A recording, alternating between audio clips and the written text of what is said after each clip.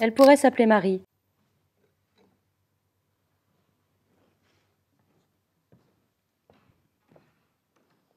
Elle aurait 10 ans.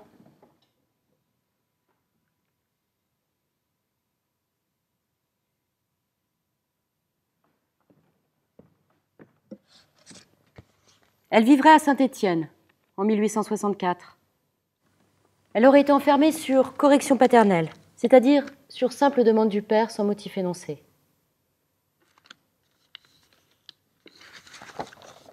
Requête du père au président du tribunal, archives du tribunal civil de Saint-Étienne.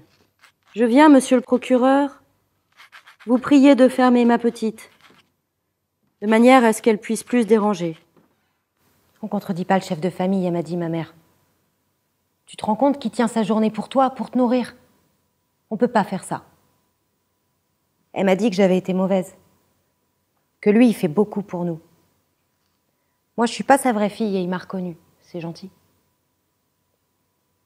Le procureur, il s'en fiche que c'est pas mon vrai père. Pour lui, c'est tout comme. C'est à mon grand regret que je vous fais cette demande. Je voulais pas le fâcher. Je voulais qu'il arrête de cogner sur maman. J'ai essayé de l'empêcher. Il s'est énervé, alors moi, je suis partie. Je suis partie chez Henriette. De toute façon, il n'y avait pas que lui qui voulait me corriger. Courrier des habitants d'un quartier de Saint-Étienne, archives du tribunal civil de Saint-Étienne. Les habitants du quartier neuf du Soleil vous prient humblement de faire arrêter cet enfant. Le lendemain, quand je suis revenue de ma fugue, il m'a dit « si moi je peux pas te dompter, c'est le juge qui va le faire. » Et de la faire fermer. Ça fait des mois que je suis là, j'ai même pas compté. Pour qu'enfin, étant devenue meilleure, elle soit utile à la société. On doit travailler tous les jours. Moi, je veux juste savoir quand est-ce que je vais sortir. Au lieu d'en être le fléau. Je m'appelle Marie. J'ai 10 ans. Et je veux pas rentrer chez moi.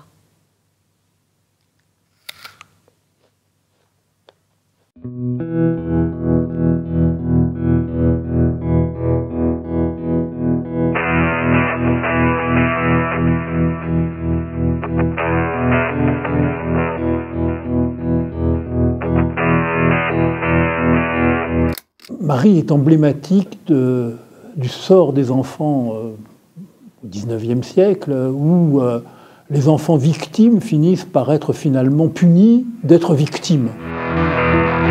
La correction paternelle, c'est pas comme on pourrait le penser, je sais pas, le droit de donner une fessée à ses enfants, ça c'est pas. Non, c'est une disposition du Code civil de 1804 qui permet au père de famille, je dis bien au père de famille parce que ça ne peut pas être la mère, au père de famille de demander au juge civil, au président du tribunal d'arrondissement, l'incarcération de ses enfants. Ce que le Code dit, c'est qu'un père qui a de graves raisons de mécontentement sur la conduite de ses enfants peut demander cette mesure de correction paternelle. Mais ces graves raisons, elles dépendent de lui. Le juge n'a pas à les examiner. Hein. Il suffit donc qu'il dise qu'il est mécontent de la conduite de ses enfants.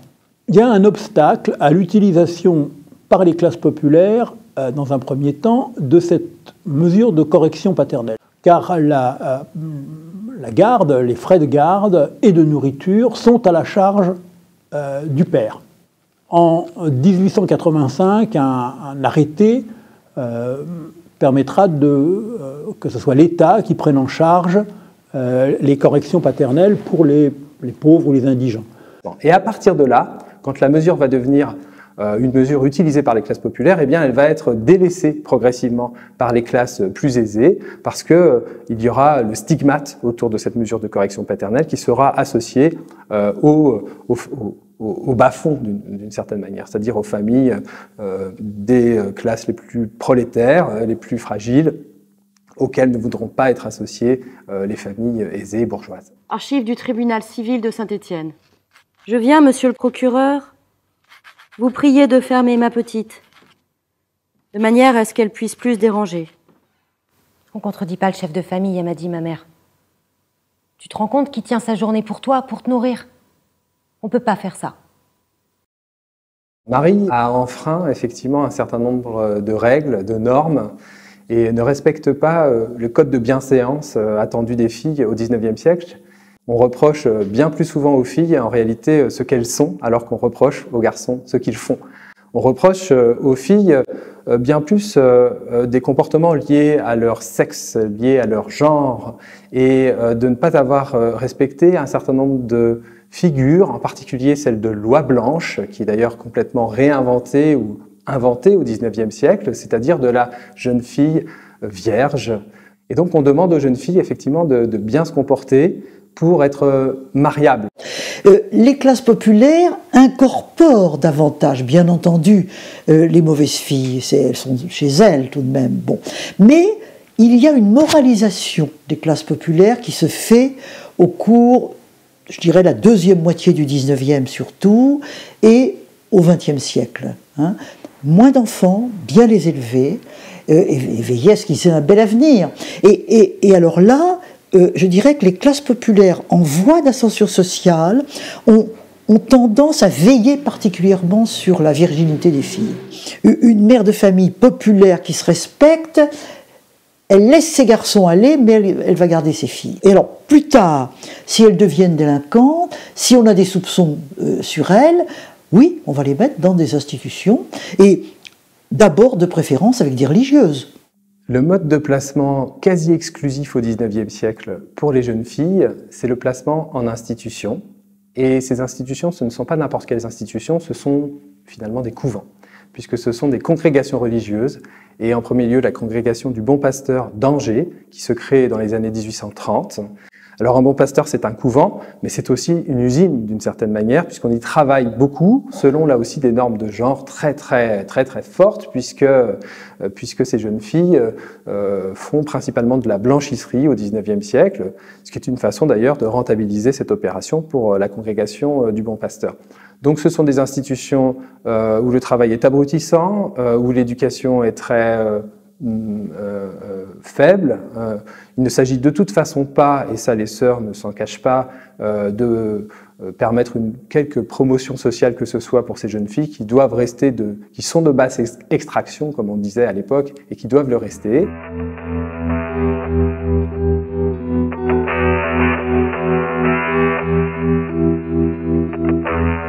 Et puis, ce sont des institutions religieuses, au final, dans lesquelles l'éducation morale, extrêmement culpabilisante, avec cette tendance du catholicisme qui n'est pas du tout la tendance du catholicisme social, mais au contraire une tendance ultramontaine, très traditionnaliste, stigmatisant le mauvais comportement, ou en tout cas suspectant les filles en permanence d'être vénales, est omniprésent.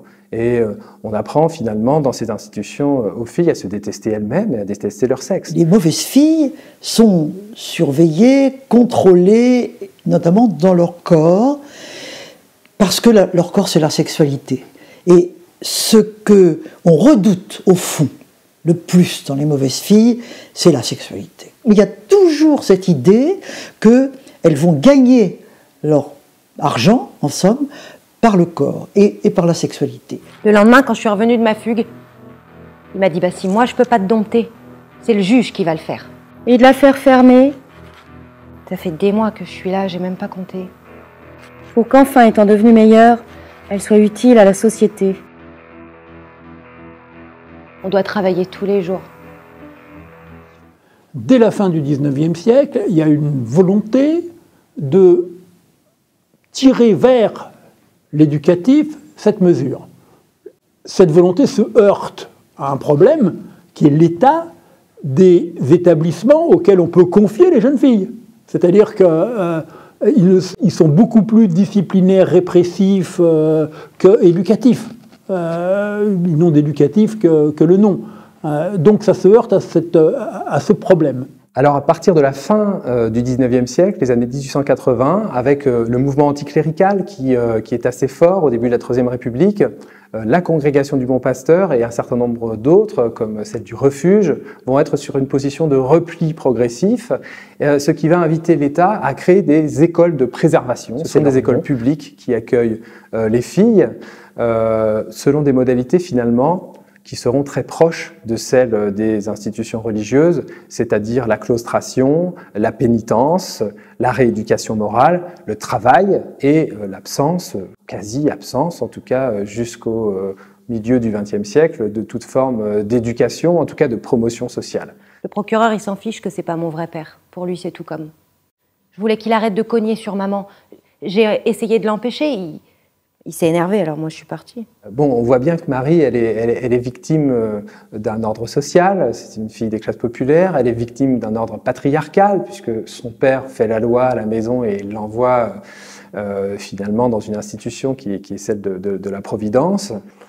Et en même temps, eh bien, on voit bien que son père est lui-même un dominé, hein, qu'il fait partie justement de ces ouvriers qui vivent, comme on dit au XIXe siècle, au jour la journée, extrêmement précaire, qu'il essaye de s'en sortir, qu'il est quotidiennement humilié dans son travail, dans l'espace public et dans l'ordre social tout simplement. C'est un vil prolétaire, comme on dit au XIXe siècle, et quelque part, la seule façon qu'il a peut-être de réaffirmer son autorité, sa dignité en tant qu'homme, selon là aussi un stéréotype très genré, dont il n'est pas le seul responsable, c'est de réaffirmer son autorité, y compris en faisant à la maison, hein, dans la famille, y compris en faisant pleuvoir les coups sur sa femme et sur ses enfants. Et donc j'ai trouvé que c'était à la fois assez touchant hein, d'un point de vue du ressenti, et en même temps que ça disait des choses de ce qu'on appelle aujourd'hui en sciences sociales l'intersectionnalité, c'est-à-dire qu'il y a une double domination dans le cas de Marie, à la fois de genre, mais aussi de classe, et c'est pas si simple que ça d'analyser ce qui se passe au croisement de la domination de genre et de la domination de classe. Je m'appelle Marie, j'ai 10 ans. Et je veux pas rentrer chez moi.